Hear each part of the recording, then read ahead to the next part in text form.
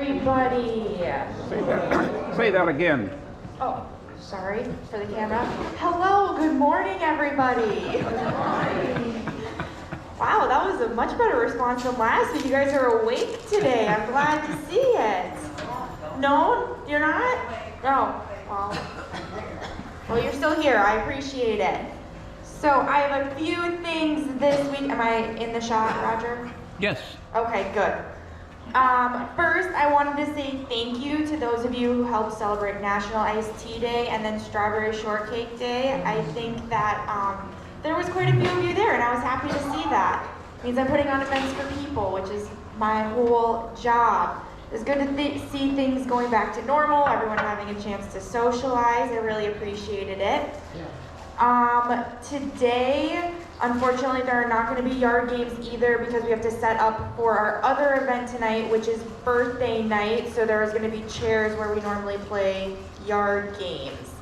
But birthday celebration this afternoon, happy hour, is going to start at 3 p.m. And we are going to be outside because the Plymouth Rockers are coming, and they're a large choir group that sings, and so it's way too many people to have inside. So we will be outside. It should be around 82, so hopefully not too hot. But just a reminder, if you do feel it's a little bit too much, you can always get up and cool off in one of the lobbies and then come back out. So they will start singing at 3:30, but I have some drinks and we have some hors d'oeuvres that the kitchen will be serving starting at 3. So you can come out and grab a spot, grab your drink, grab your snack, and then hang out until they start singing at 3:30. The newsletter will be out for this weekend, so you guys can look at the July excursions, and then next week, after Coffee Chats, I will put out the sign-up book for everybody to sign up. Official rules and how you guys can sign up for excursions will be in the newsletter, so you have to look at the rules and how you're going to sign up in order to look at the excursions and where we're going in July. So make sure you check that out. Can you tell us what the excursions are? No, it's going to be a surprise. You have to wait in anticipation a few more days. Monday, June 21st, so this upcoming Monday, Catherine Wiley, who is the artist of the East Gallery, she's going to come and hang out in the atrium from 1 to 3 if you want to talk to her, if you want to meet her. She said she had such a lovely time when she was hanging up her art, talking to everybody, that she just wanted to come and see if anybody wanted to hang out, talk about art, talk about life. So she'll be down here from 1 to 3 p.m. next Monday. And then the last thing I have is that I just wanted to remind everybody that the way that I communicate to everybody is either through channel 991 here at Coffee Chats or through the newsletter. So there's 200 plus of you, and there's only one of me, and that's how I communicate to everybody. And so I don't think that those of you who are here need that reminder, but just if you hear a neighbor saying, well, I didn't know when that event was happening, or I didn't know this, just remind them those are the ways that we communicate to you guys. But besides that, I am done. Yes? What's the movie? Oh, I have it in my office if you give me 1 minute, and I can talk about the movie on Friday night.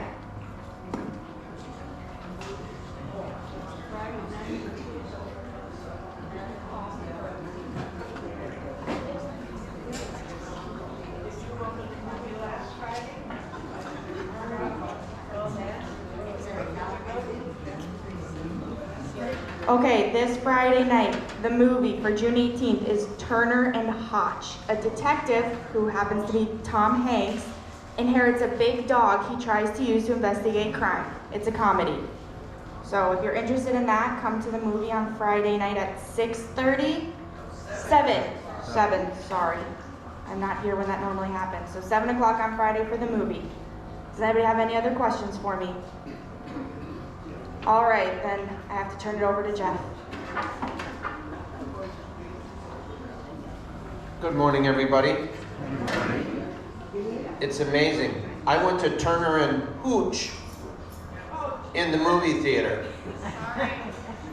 Someone in this room is so young, they don't even know how to say hooch.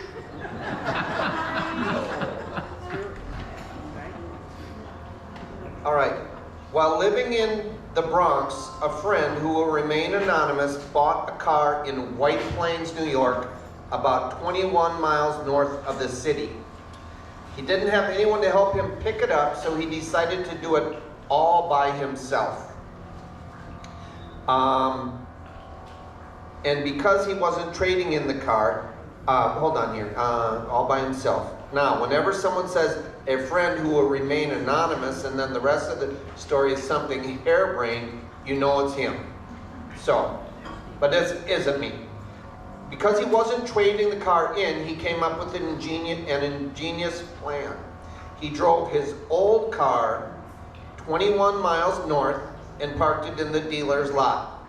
Picked up the new car, paid for it, got the keys, drove 1 mile south. He locked it up, walked back north 1 mile to the dealer, picked up his old car, drove it 2 miles, locked it up, walked back 1 mile, picked up the new car, drove it 2 miles south, locked it up, back and forth, back and forth, back and forth. So the question is, at the end of the very long, long day, how many total miles did he walk and drive? 21. Complicated, there's early in the morning.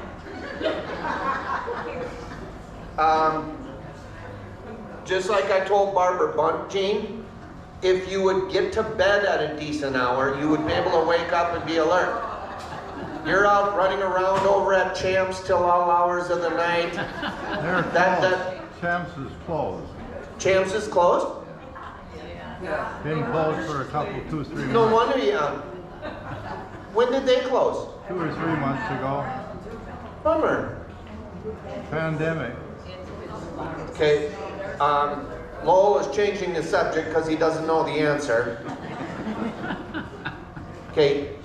Anybody have 21 miles between the two? 21. Drive and walk. 42.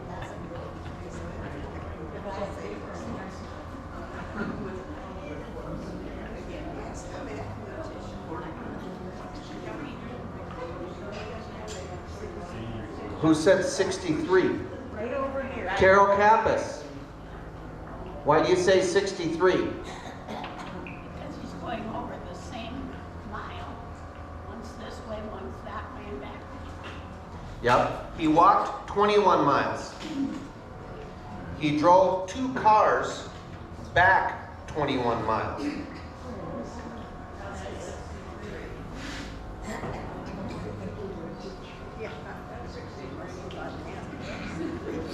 It's wrong. 63 is wrong. It's 84. Because he had to drive to get there. Right? I know, it goes a lot better if I know the answer before I... But anyway. I thought this was one of your better ones. All right. I just wanted to say too, it's amazing what a cup of iced tea does. In the West Lobby over there, that iced tea, I thought that was such a neat little soiree. And it just, yeah, thank you, Mary. And it just proves we don't need all kinds of bells and whistles and gimmicks and maybe even music or stuff like that. There are just times that it's nice to have someone to talk to. You get to know someone. I think the strawberry shortcake day and the tea and all that stuff is a great opportunity for those new people that have been cooped up all year to get out and meet some of the old timers. And in a sense, it's a chance for the old timers to reconnect, because many of you did hunker down quite a bit during the pandemic. So that is just a beautiful thing. The dining room is back open every day. I don't know how many we have for birthday. What are we having for dinner tonight? Ribs. How many are eating in the dining room? There we go. So that should be fun. It should also, here we go again. Yep, iced tea was cool, just iced tea.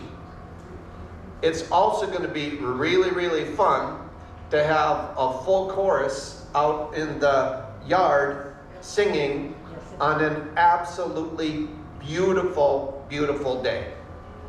If any of you go inside or complain about the 82-degree temperature at 3 o'clock, we're going to have to start slapping some people.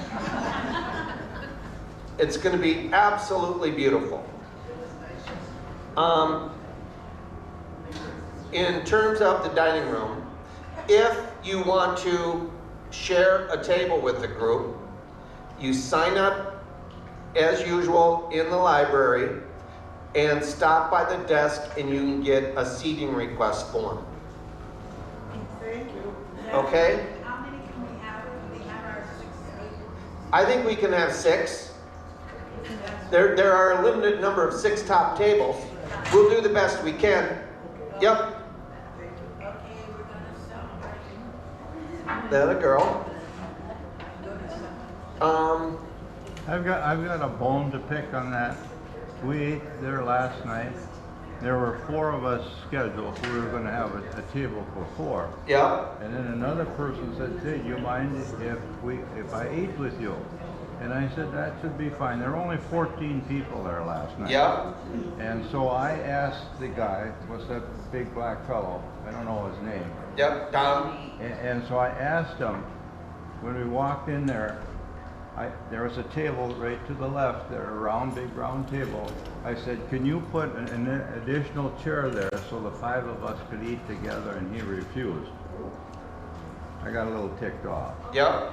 And Gladys got so mad she's not even here today.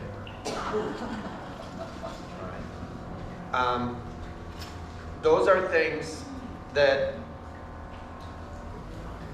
they're easily correctable. Right. But those are also things that are common sense items that shouldn't come to that. Right. It really shouldn't. We'll have a chat there, and that should not happen again. And it's a matter of making people happy. And it's not that difficult. Okay. How many of you watch Channel 991 on a regular basis? How many of you have problems with sound on 991? Not anymore. It used to be terrible. It's better than before? Yeah. I think since Roger got the GoPro, the sound has gotten better. Yes. But having said that, depending on the age of your Comcast equipment, what we found is sometimes you can adjust the volume using your TV remote. In fact, sometimes that's the only way to adjust the volume. If you use the Comcast remote, as you would on TV, regular television, your volume will go up. But there's something about the connection from our closed circuit channel that's different than the connection from Comcast channels. So if you have a Samsung TV and you can't hear on channel 991, find your Samsung remote. Many of you won't be able to find it. And if you came to my house and told me to find my Samsung remote, I probably couldn't find it. But turn your Samsung remote up and see if that helps. So, that's really all I have. Does anyone have any questions? Dean Preston. I have something I just must say. Yes. Good morning, Leon. Good morning, Dean.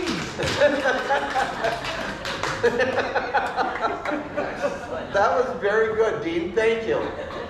Leon? Yeah? You gotta dig a little deeper, man. I mean, Dean's volume was up about 8 or 9 and yours was fighting at 4 or 5, but I get the idea. Thank you. Anything else? Good. Have a good week, everybody. Do you like my jokes? Thank you. What else do you like about me? That's it? I should have quit while I was ahead, right? Okay.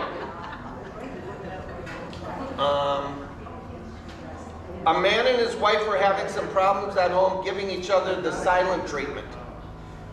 And have any of you that have been married had that problem before? Not at all, right? Never. Okay, well, it was at night, and he didn't realize he had an early flight in the morning. And he wanted her to help him get up in the morning, but he didn't want to break the silence. So he wrote a note and set it where he knew she could find it next to the bed and said, please wake me up at 5 a.m. for my flight. Well, the next morning comes, he wakes up, it's 7:30. He's mad, he's gonna go find her and say, why the heck didn't you wake me up? Then, as he was getting out of bed, he saw a note on his bedside table, it's 5 o'clock, it's time to get up. Okay, was that worth coming back for, Judith? All right, have a good week, everybody.